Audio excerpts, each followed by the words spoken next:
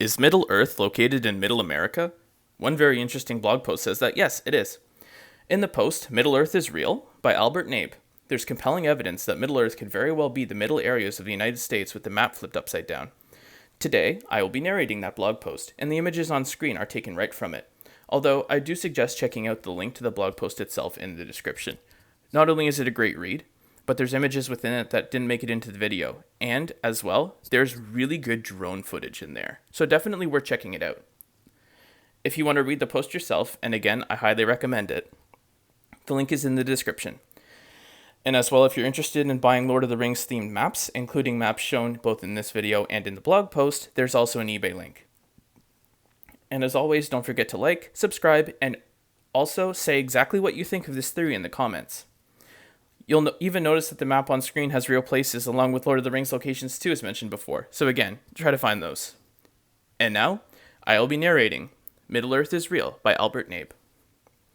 Tolkien, Martin, Homer, and Truths. The world writers live in is rife with giants of history. As writers today, we stand upon the shoulders of all that has been seen, heard, and written. We are thusly inspired not just by what we experience in our lives, but by the stories we are told of big fish in faraway places. Art imitates life, and life's writers imitate and embellish the lives and tales we live and breathe. To what degree did Tolkien, Martin, and Homer base their stories on actual fact? Either knowingly or unknowingly, and how are we to know? We still have Martin, who has outright said, yes, many of my stories are based on real people and events. With Homer, Schliemann unearthed a massive walled city, precisely where he predicted to find Troy, based on his reading of both the Iliad and Odyssey. Where would one even begin to look for Tolkien's Middle Earth?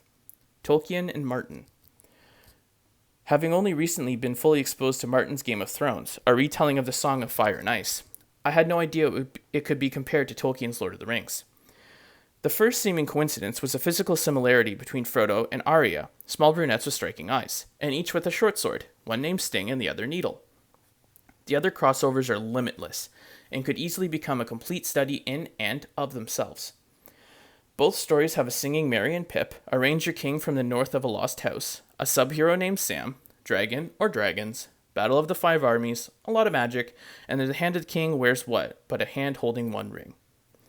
They are not the same story, as Jon Snow is not named king and the dragons play very different roles. What does seem evident is that both authors could have used the same source material to begin the recreation of their mythological story. Whereas we still have Martin to pose questions specifically as to which characters in history he was inspired by, Tolkien and Homer have left us. What we do know of Tolkien is that he studied the creation of languages. In so doing, he undoubtedly read the first stories ever written, the first songs ever sang, the first cave art ever pressed into existence. If Martin openly admits being inspired by true events, and his stories share this overlap with Tolkien, might we not accuse Tolkien of being inspired by true events, either knowingly or unknowingly? The beacons of Gondor are lit. Master's thesis research on Thomas Jefferson's rectangle survey system landed me in the middle of Spanish and French sources of North American Western incursion by invading colonists. Most of the American records on First Nations peoples' individual land ownership and land division have been historically erased.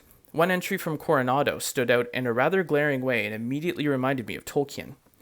In a book called Historical Tales, on page 102, Charles Morris wrote, "This march of 6 weeks took the expedition to within 26 miles of Cibola.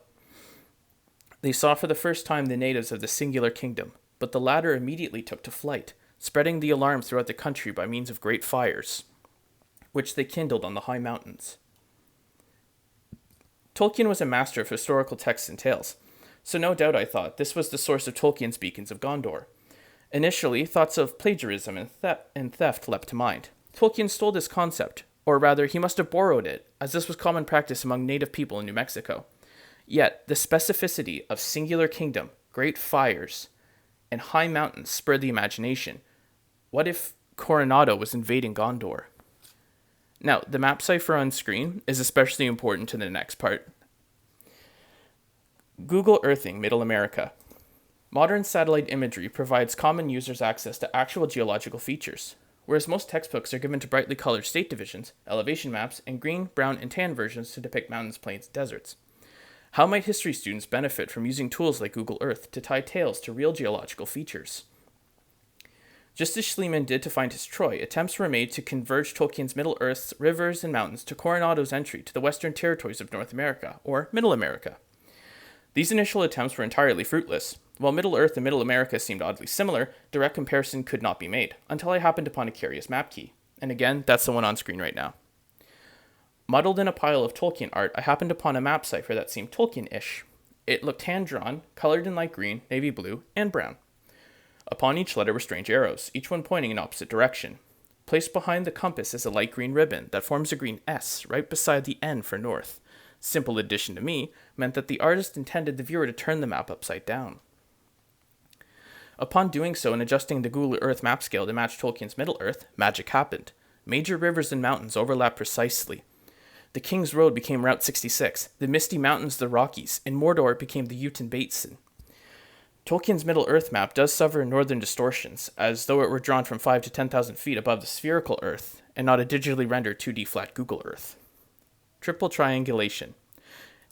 In order to affix any map to any geological area, one must triangulate or coordinate multiple sites to one another in placement and scale. Middle-earth and Middle America share mountains, rivers, forests, highways, and as will be demonstrated, a familial nomenclature.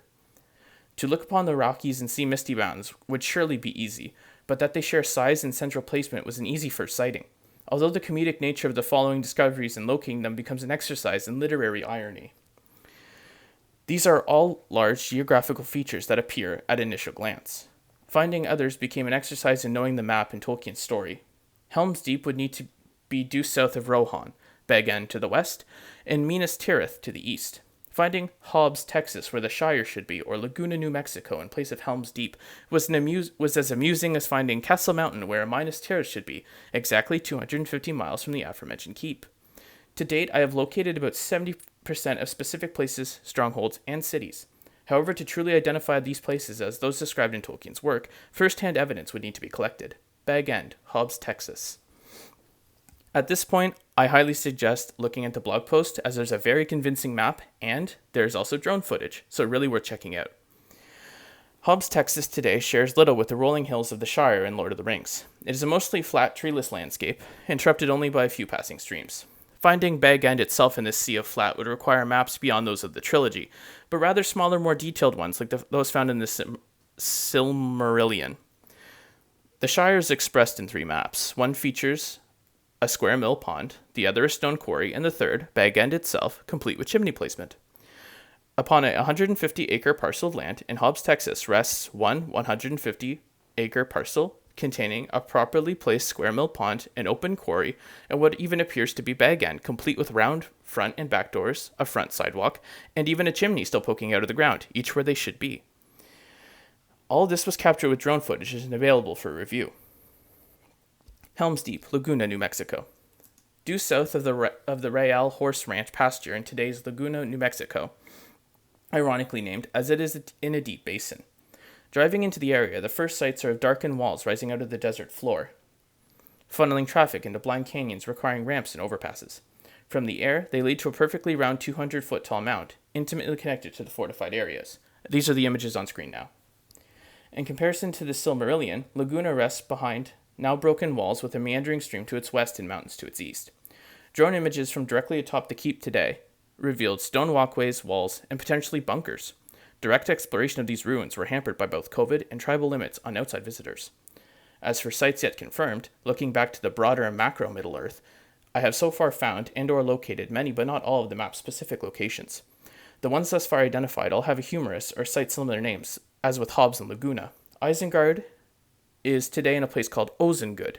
Rivendell is at Ojo del Bui.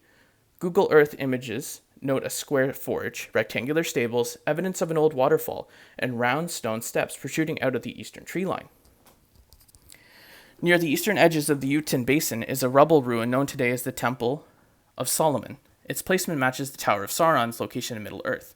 Located atop Castle Mountain are a sprawl of white trees, amongst white rock ruins and a jutting spire, exactly where Minas Tirith should be. Where one would find Fangorn Forest is today Gila Forest, as in Gila Monster. So today, Fangorn Forest is sort of called Monster Forest. Due south of Gila Forest is where one would expect to see Rohan, home of the House of Lords, is an area known as the Rail Horse Ranch pasture. Plans are to visit each site, drone for footage to directly compare to the maps found in the Silmarillion, to triangulate each micro example to its Middle America modern counterpart. Most of the following are on places owned by tribal authorities. Possibly one of the most frightening aspects of this findings and the activities and or investigative efforts at Skinwalker Ranch, near the ancient Sea of Nirnan, southern Mordor. And that concludes the blog post by Albert. This has been narrated by the author Michael Parks. And again, like, subscribe, and we want to hear what you think about this theory below in the comments. Personally, I think it holds some serious weight. If you go into the blog post, it's, some of the maps are like exact matches, and the drone footage is incredibly fascinating. And again, the link to the blog is in the description, and I highly recommend checking it out. And if you want to check out some cool Lord of the Rings maps, there is also a link to that in the description as well. And with that, this is the end of the video. Thank you for listening, and again, share what you think, and like and subscribe.